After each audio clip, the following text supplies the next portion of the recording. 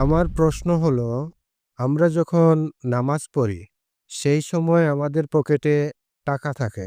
সেই টাকায় অনেক মানুষের ছবি থাকে, মন্দির থাকে, মূর্তি থাকে, আরো অনেক কিছুই।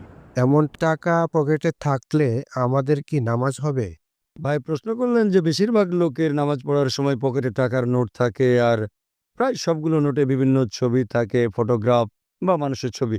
নামাজ পড়ার সময় টাকা থাকে পকেটের ভেতরে, মানি ব্যাগে। এ অবস্থায় সে নামাজ পড়ে, এটা কি শিরক? এ ব্যাপার নিয়ে চিন্তা করছেন, এটা কি হারাম? নামাজ পড়ার সময় পকেটে টাকা থাকা, এখন কোনো মূর্তিকে প্রণাম করা হারাম। টাকাটা মাথার সামনে রেখে তারপর যদি সিজদা দিলেন তাহলে সেটা হারাম, অথবা টাকাটা বুকের উপর রেখে নামাজ পড়লেন, এটা হারাম। কিন্তু টাকা যদি পকেটে রাখেন, এই পকেট কিন্তু পেছনের দিকে, সাধারণত পেছনে রাখেন, কিন্তু নিয়ত থাকাই গুরুত্বপূর্ণ নয়। টাকাটা মাথার সামনে রাখলেন, কিন্তু সেটা ইবাদত করা, এটা নিয়ত না, তারপরও সেটা হারাম।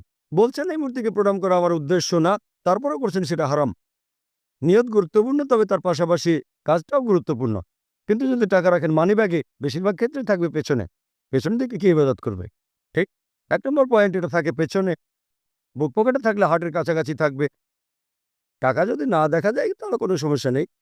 অনেক সময় হতে পারে কেউ হয়তো টাকা রাখলো বুক পকেটে, তারপর সে যখন সিজদা দিল তখন টাকাটা পড়ে গেল। এমন সময় শুধু সাবধান থাকবেন, টাকা তুলে পকেটে রাখবেন, সমস্যা নেই। এমন না যে নড়তে পারবেন না। আপনার সামনে ভুল কোনো কিছু হলে কেউ আপনার সামনে দিয়ে গেলে তাকে থামাতে পারেন। হাদিস বলছে দরকার হলে জোর করে থামাও।